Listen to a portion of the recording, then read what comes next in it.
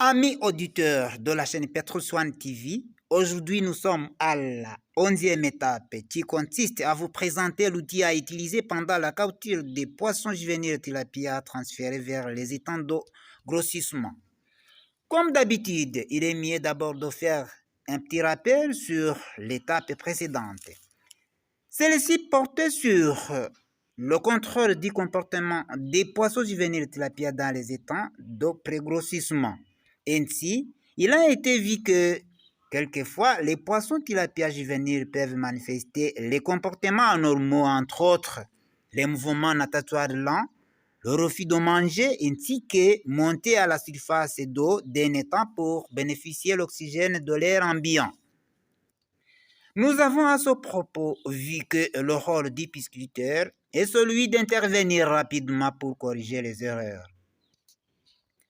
Lorsque les poissons tilapia passent 2 mois, soit 60 jours dans les étangs de pré-grossissement, ils doivent être transférés vers les étangs de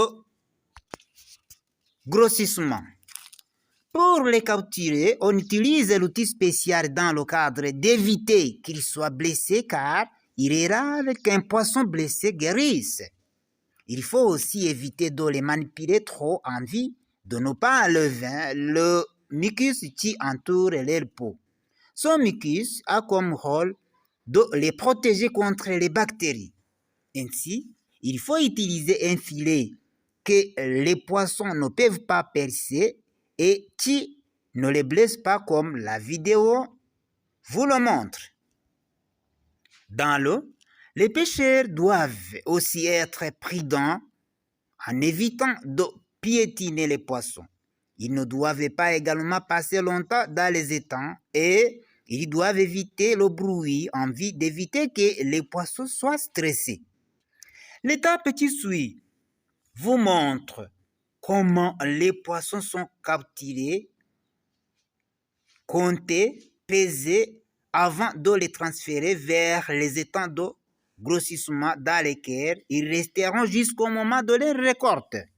Si vous avez déjà décidé de faire la pisciculture de tilapia dans les étangs comme nous, ne ratez pas cette suivante étape. À bientôt.